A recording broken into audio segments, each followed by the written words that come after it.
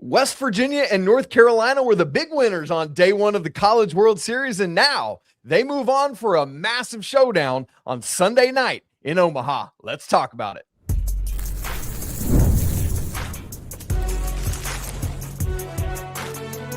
You are Locked On College Crossover, part of the Locked On Podcast Network. Your team every day. Hey there, what's up? Welcome into this Locked On Crossover. We are live with you about 4 o'clock Eastern time on Saturday, literally in the midst of Oklahoma and Alabama playing on the other side of the College World Series bracket. He's Mountaineer Paul, the great host of Locked On West Virginia. I'm Isaac Shade, the host of Locked On Tar Heels, and we are elated to be here with you to preview Sunday night's winners bracket game on the left side of things. West Virginia getting things started with a bang on Friday with the steal of home, ultimately winning 7-5 over a much better Troy team than most people are giving them credit for. And then Carolina, and that was a crazy back and forth game. We should talk about that. And then North Carolina in the nightcap comes back and beats Ole Miss 6-2. And that's what sets all of this up. Paul, it's great to be together. Congrats to the Mountaineers. How did they pull off this W on Friday? I think we just outlasted Troy. I think we punched back, and it was a back and forth battle. And West Virginia just had one more better inning, really. The eighth inning, West Virginia was able to separate from Troy. Ian Corn came in and stabilized it after Chanson Cole, which is an All-American candidate and first-team All-Big 12 pitcher who had literally never been touched up almost all year, coming in 10-1 with an under 2 ERA, got touched up. And he was out in 2 1/3. So, or whatever it was. And to see that happen to him, and then Ian Corn come in, a guy that was a D2 pitcher of the year last year, obviously, but still D2, to be in this setting a year later from being a D2 guy, to come in and pitch 6 1/3 of 2-hit baseball against a really potent lineup. They had a really great game plan. Skylar Meade said after the game, listen, we're not trying to be cocky, but we knew we were going to do that to Chanson Cole. He's a bad matchup for us. So, they had plenty of confidence that they had the right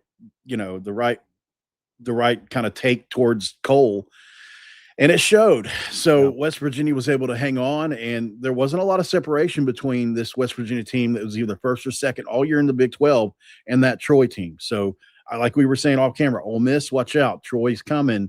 They feel like they belong, and I think they can win that game. Yeah, Troy is very legit. It was a great, as you said, outlasted them. I think that's a great way to phrase it. Yeah. And, man, good to see West Virginia moving on there. And then in the nightcap, man, we had a bit of a pitcher's duel there through the first 5-6 innings of the game. It was 1-0 Ole Miss on just a little bloop a bloop double earlier in the game, followed by another double to get a run home.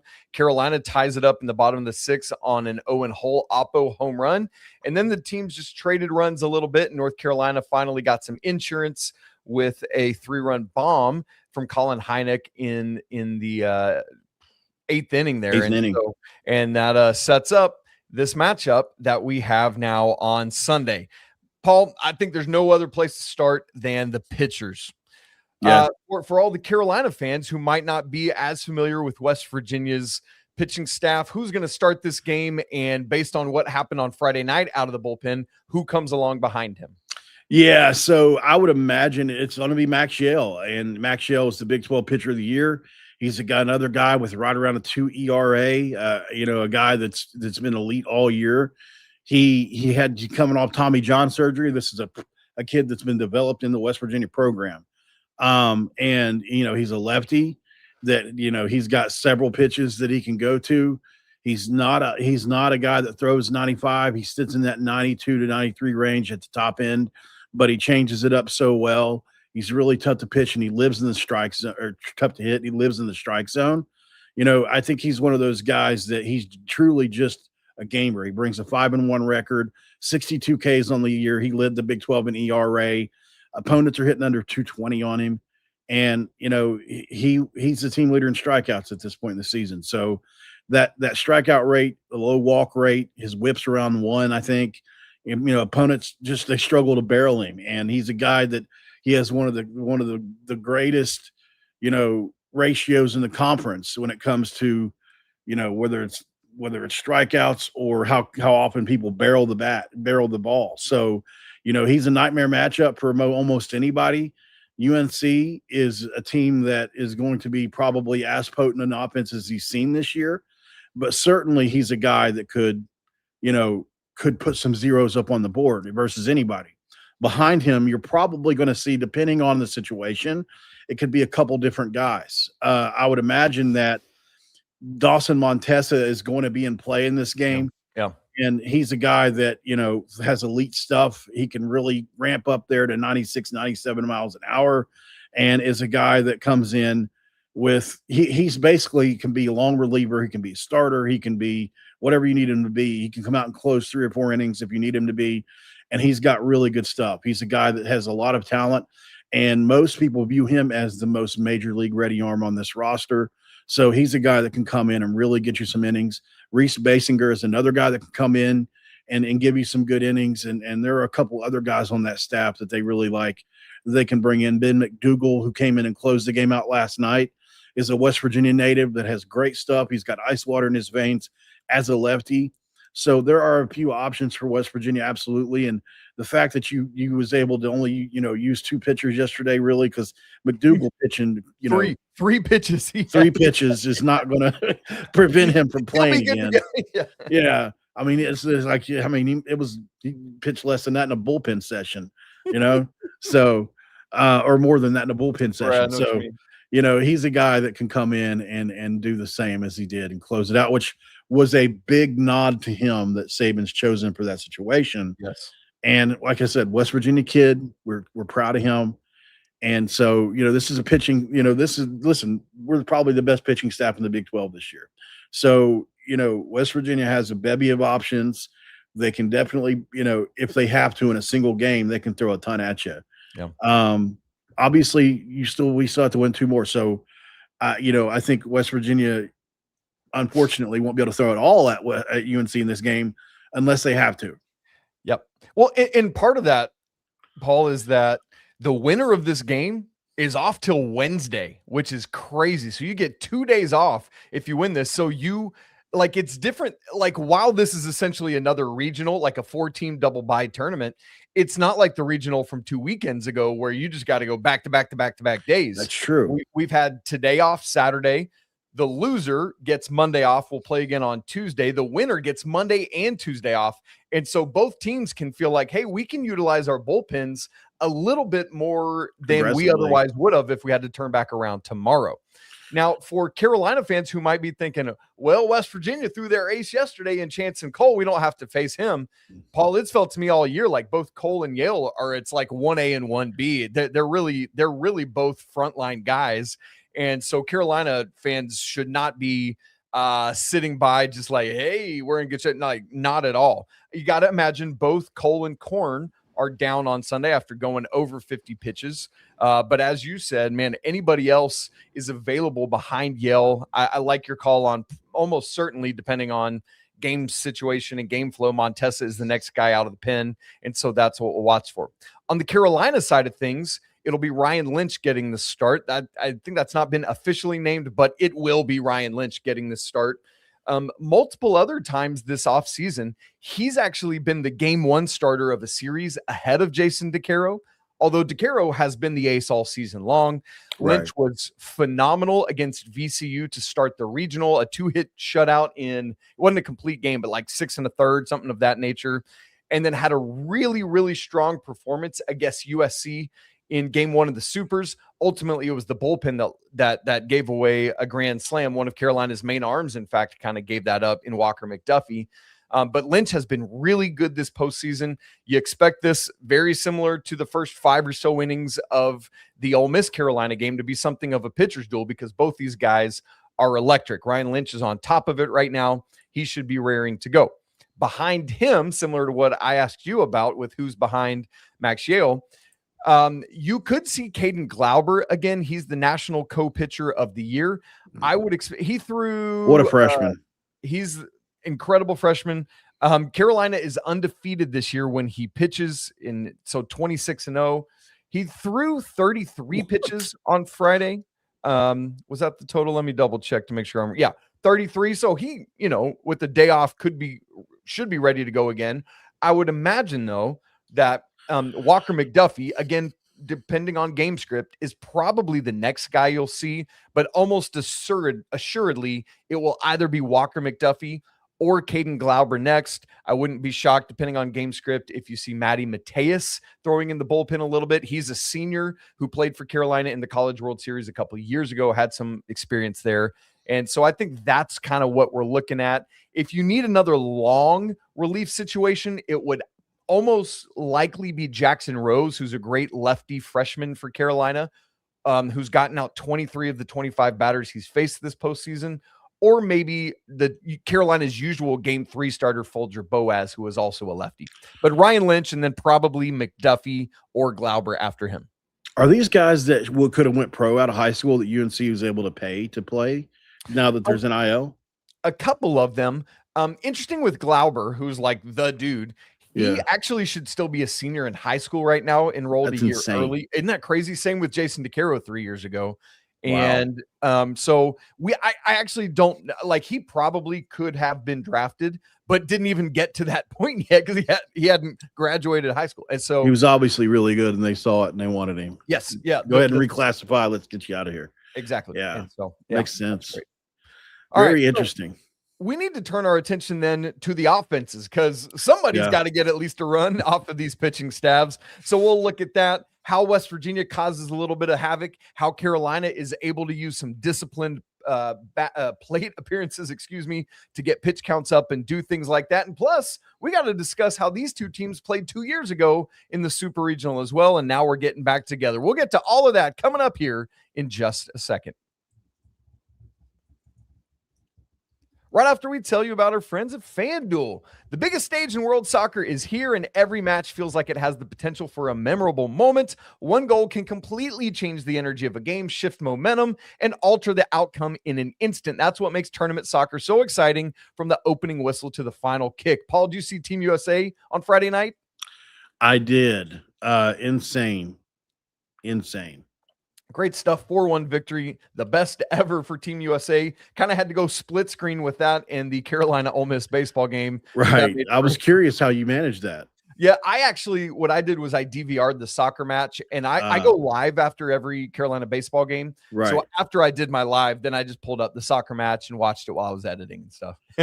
Awesome. Kind of crazy there. So FanDuel's giving you this opportunity called Every Goal Pays, where if you bet on a match, you get bonus bets for every goal scored in that match. More goals means more bonus bets.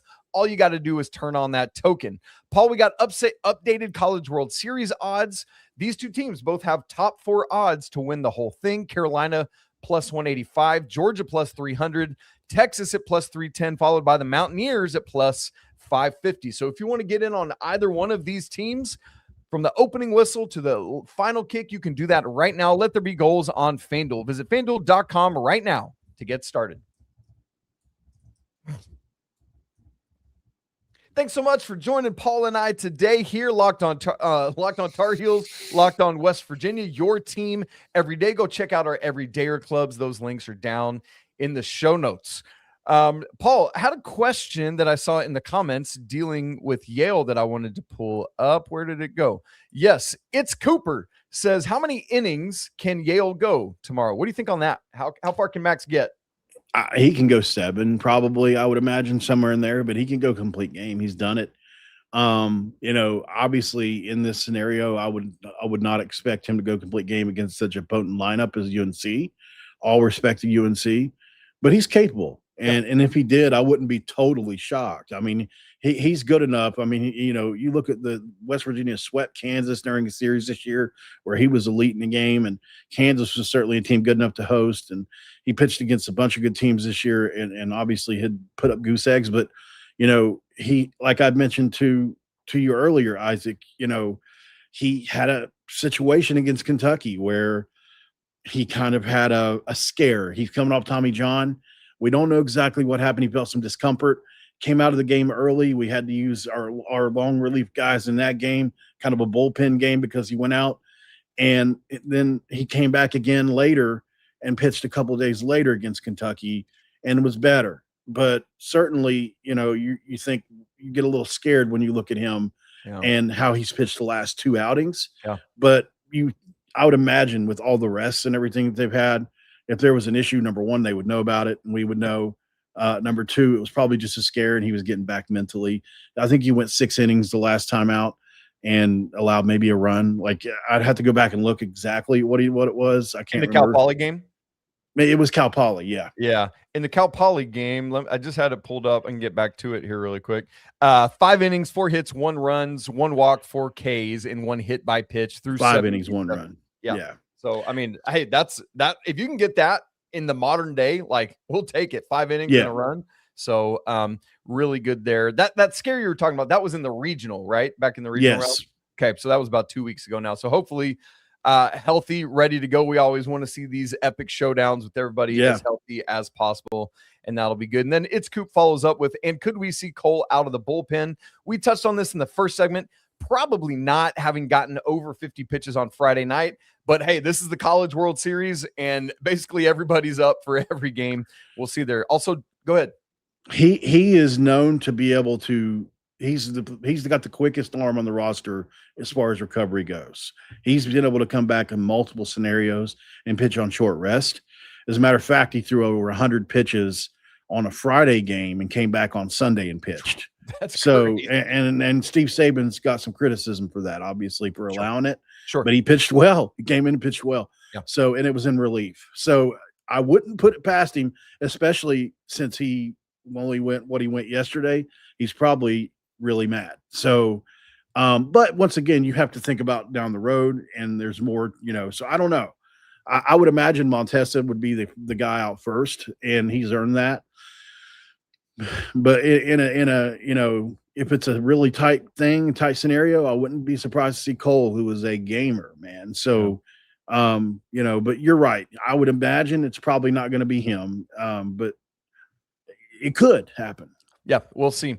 Donna Keaton, who is one of our regulars on Locked on Tar Heels, asks, Isaac, who is the home team? I believe I had seen Carolina is the designated home team for this one. But with all the weird rules, it always flips around. And it should be you guys. You guys have earned that. Yeah, so we'll see how that ultimately plays out. All right, let's look at these offenses here, Paul, because I think, you and I were talking before we started recording how fun it is that in this day and age of these teams like Georgia, who's just tanking nukes all over the place, both of these teams really work to manufacture runs, slap it around a little bit, move guys along.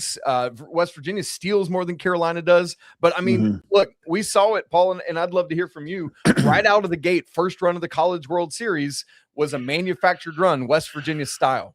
Yeah, it's funny. Ben Stubbs didn't allow even any contact in that, almost except for, in that first inning, and still a run was given up because of an error, because Armani Guzman is such a terror on the base paths.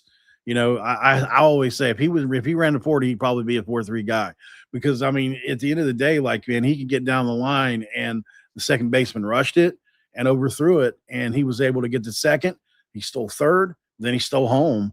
And of course, you're going against the lefty, the best time to steal home. Right. And so, unfortunately for Stubbs, and he had his best stuff. I thought Stubbs looked really good in that first inning, and I was worried about, he had everything working. So, and he was hitting 94, 95 on the gun. He reminded me of Tim Lincecum in some ways. He don't throw as hard as Lincecum, but he's a 5'11" guy. He weighs $180, $190, and that thing comes out of there, explodes out of his hand. So I was thinking, man, we're going to have a tough time. But that I think he was unnerved after that. You could tell he was frustrated. He was shaking his head. We got in his head, and that's what West Virginia does on the base paths. They cause a lot of terror. They've got 5 or 6 guys that can really run, and that's part of who they are, and they do it intentionally. So then beyond Guzman leading things off, causing terror, like, you got to try to keep him off, and then you're in a lot better shape if you're Carolina. Who are the other names in this lineup that Tar Heel fans should get to know and be aware of coming into this game? Yeah, it starts and ends probably with Gavin Kelly. How could you not bring him up? A guy that, people speculate he's going to, there are people that say he'll be the first overall pick, and there are legitimate people that say that. I don't know if he's going to be that or not, but he'll certainly be a first rounder, top 15 guy. He's batting .381 on the year, 16 home runs. He's got 56 RBI. He's a guy that can really, and that's probably changed a little bit since yesterday, but As of yesterday, that's what it was. And he's a guy that can just literally do everything. He's a utility guy. He can play second. He catches, obviously. Yeah. You could put him out in left or right if you wanted to, really. And he's a guy that can run. He can hit the all fields. He goes oppo a lot. He's inside out. And man, that bat is really quick. Similar to JJ Weatherholt. I was literally the next question out of my mouth. It feels like there's some JJ Weatherholt vibes here. There are some JJ Weatherholt vibes here. And, and so there's a little bit of a history building here with this program and with guys like this. So you feel really good about him. Obviously, Schoenfeld is obviously, one of your best bats in the lineup at 346. He's only got 4 home runs on the year, but he's a guy that obviously ended that Kentucky series with a walk-off. Yeah. Was an amazing scene in Morgantown. Actually, probably the best environment in college baseball this year was in Morgantown. Dude, it was special, Paul. Yeah. So special to get to watch. We were very, obviously as West Virginia fans, we've been down for a little while, football wise and even in basketball since Hugs. So to see that was, a lot of us were emotional over it. Sean Smith is swinging a really hot bat right now. He went home run yesterday and truly is probably, in my opinion, one of the most dangerous guys in this lineup right now. Love what he's doing at the plate right now. Armani Guzman leading the thing off. Obviously, you can't understate how dangerous he is. And the bottom of the lineup right now for this team, Ben Lumsden, a guy who only started 3 games before the postseason began, has been in the lineup every day now and is swinging a really hot bat. I think he's batting close to 320 or 330 in the postseason. And looks really good, and I think he's in the 7 hole. So, Tyus Hall, I was going to say, I don't know what to say about him. I mean, he's a guy that has been so good in the 9 hole here the last couple weeks. It's incredible. And he gives you basically, with Guzman, a second leadoff guy. So this is a lineup that's good 1 through 9. They're not going to give you any breaks. There's literally almost no breaks in the lineup. Well, and you had the 2 hits from him in the 9 hole and 2 hits from Brody Kresser in the 7 hole yesterday. If you're right. 4 hits in the College World Series from those guys down at the bottom, man, definitely can take that. So Ryan Lynch for Carolina going to have to be ready 1 through 9. No breaks, no like, oh, good. Got that guy taken care of, and now I can move along. You're going to have to face it all the way through the order and all the way back down. Now, we got to turn our attention to Carolina's lineup. What is Maxx Yehl going to be facing? We'll look at that. Take some more comments from the chat. Our buddy Jackson Johnson, I see, has entered the chat, and so we'll look at all that coming up here in just a second.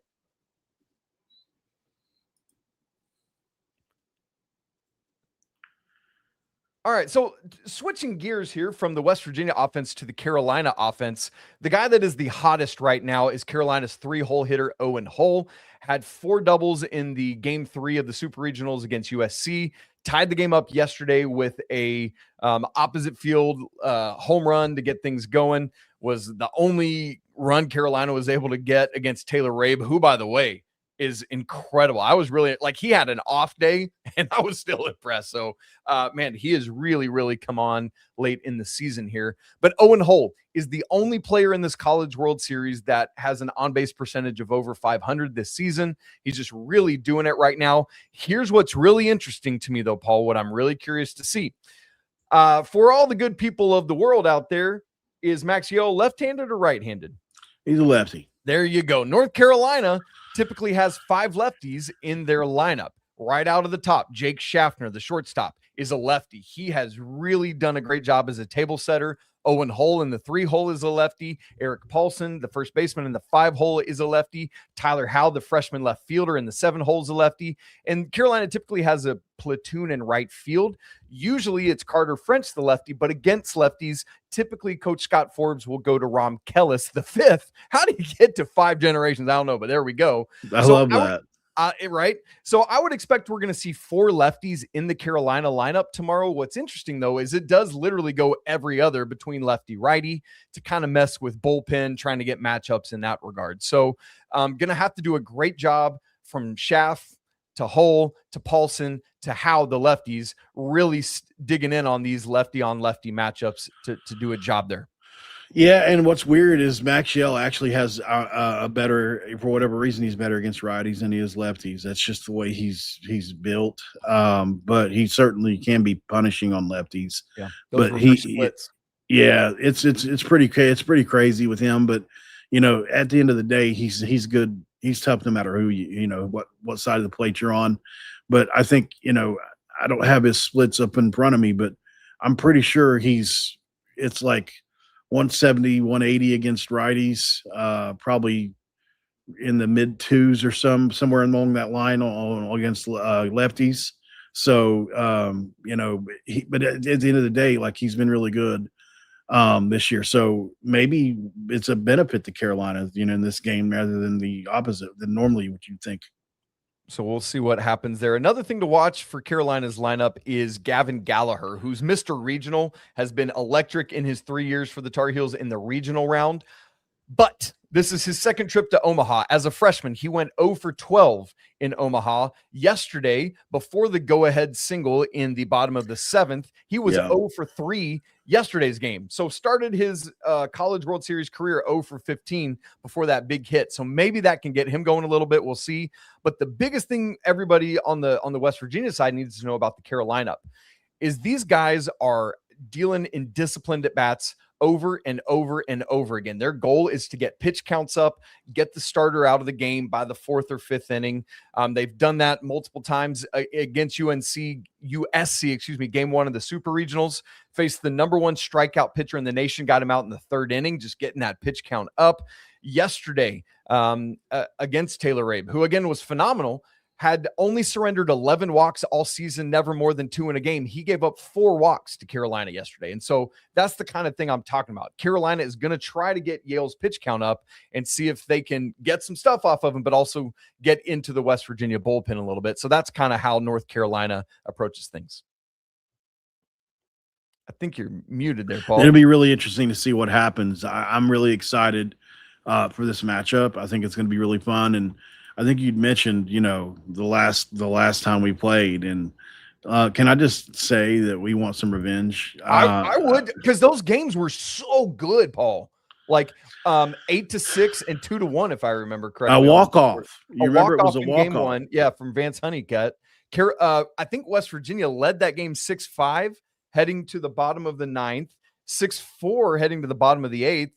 And Luke Stevenson, Carolina's catcher, tied it up, leading off the bottom of the ninth, and then Vance Honeycutt with that walk-off. And then 2-1 in game two. I mean, both of those games could have just as easily gone in West Virginia's favor. 100%. And, so you guys kept us from reaching the supers, so maybe we can keep you guys out of the College World Series. I like that energy, man. Let's get it. So, but both of these teams in great shape. We got a great question. I mentioned our guy Jackson Johnson says, could this be a low-scoring game, especially when you have Maxx Yehl and Ryan Lynch going at it against one another? What do you think on that one, Mountaineer Paul? I don't think so. I think both offenses are kind of hot right now. West Virginia hasn't. I mean, they're averaging almost 11 runs a game, so to me. Now, you could say they've only faced Troy, Cal Poly, Kentucky, and Wake Forest, and that's why. I will say Wake Forest, as you know, is a good baseball team. Absolutely there. Kentucky was injured all year and got healthy right before. I'm telling you, Kentucky would have been a problem had people had to play them beyond when we did. I think they got hot. Yeah, they absolutely they were looking great. Y'all, I was so impressed with West Virginia's ability to outlast them. Yeah, that's exactly what it was.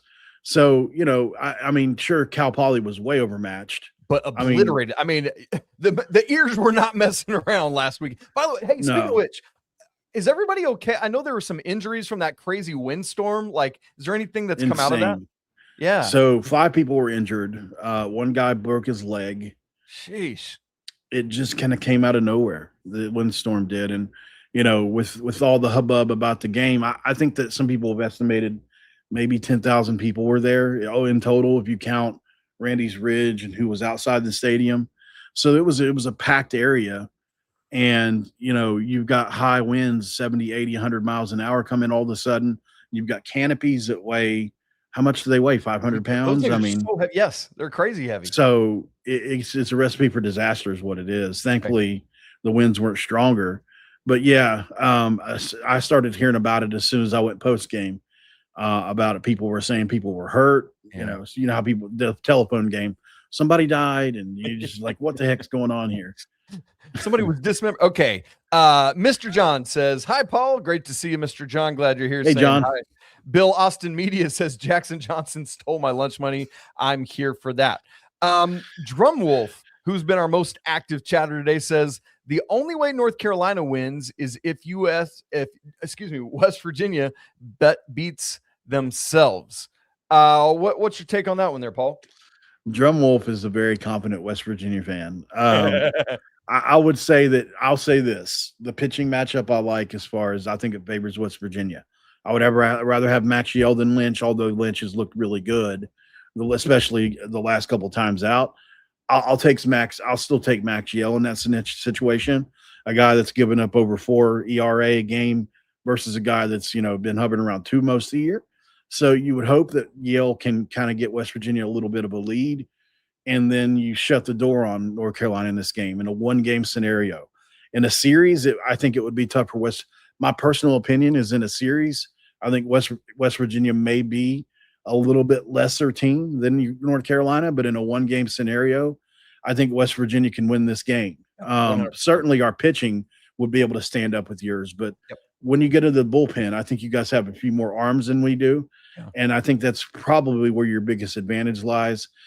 There's a lot of things. Obviously, we have more base running, more stolen bases. We probably put a little more pressure on it. That's right. Manufacture runs a little bit better than you guys do, which is great for Omaha, but you guys have more power, more extra base potential. You're definitely a little more dangerous 1 through 9, and you guys score in bunches. So it's going to be interesting to see how this one plays out, Isaac, but I certainly think that West Virginia can win this game. I just don't have as much confidence as Drumwolf. Yeah, I think you're right. The 1-game nature of it makes it very interesting. And of course, these teams could and almost likely would face off again later this week. But as we were saying earlier, there's a huge benefit in throwing the kitchen sink at this game for both teams, because the winner gets off till Wednesday. And we cannot underestimate how huge it is to get that extra day of rest for everybody's arms. It evens things out rather than in a series. 100%. Because we can throw all of our arms at you tonight if we need to. That's right. And we've got enough in a 1-game scenario to almost blank anybody if we if everybody was on. It's like, who can get the early lead and then shorten the game by getting some length out of the starter, whether it's Yale or Lynch, and then get those best bullpen arms in to shut the door in the 6th through 9th, basically. And so, and I thought it was interesting how Drumwolf said it there, because about West Virginia beating themselves. One of the truths about North Carolina is they're one of the better defensive teams in the nation. Gavin Gallagher rates as the best defensive second baseman in the country. And so I don't feel like West Virginia is really a team that beats itself first in the Big 12 in defense. Yeah. And so that's what I love about this game is I feel it's like who blinks first, because both teams are very solid. They're not going to beat themselves. And so I think that leads us then, Mr. Mountaineer Paul, to a moment to get a great prediction from both of us on this game. Yeah, I think Maxx Yehl comes out and has ice water in his veins in this game. I'm obviously going to pick West Virginia to win this. I think that they're hot. They're scoring a lot of runs right now. I'll take West Virginia to win this thing. It's a tough to pick a score. I'll go 7-5 West Virginia. Okay. There you go. I'm going to, similar to you, I'm certainly going to go with the Tar Heels in this thing. I was going to go a little bit lower score, 5-3 Tar Heels. I think just the way North Carolina's pitching has been going right now, teams are not just even hot teams like USC, who came on fire to Chapel Hill, just was not able to get much across the board against Carolina's pitching staff.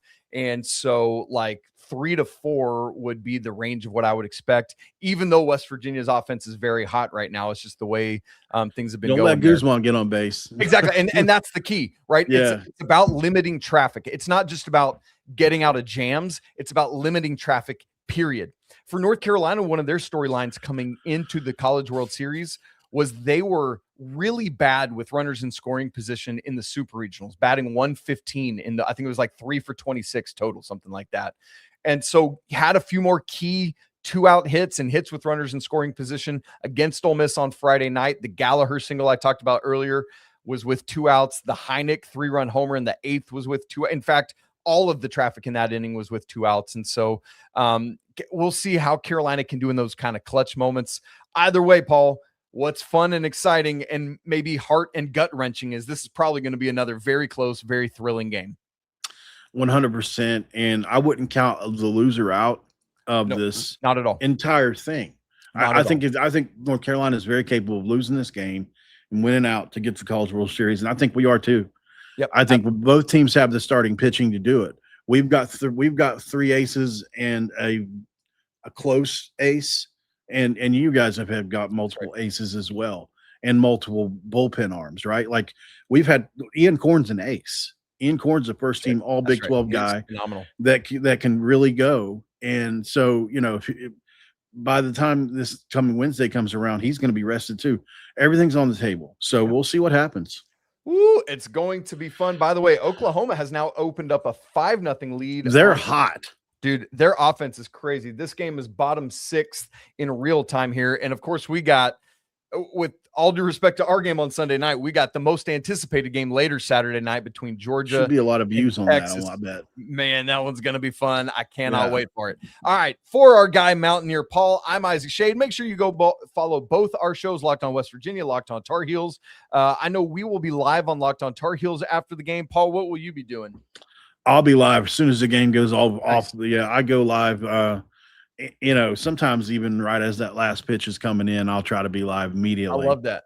Good for you, man. That's great. So tune into both shows tomorrow night after the game. And of course, both teams get at least one more game. It's just whether it will be Tuesday or Wednesday. All right. Hope everybody has a great Saturday. We'll be back at each other's throats on Sunday night. Cannot wait. It's going to be electric. Best of luck to the ears. Best of luck to the heels. Let's get it. This has been a crossover here on the Locked On Podcast Network, your team every day. Peace. Cue Country Roads. Country Roads.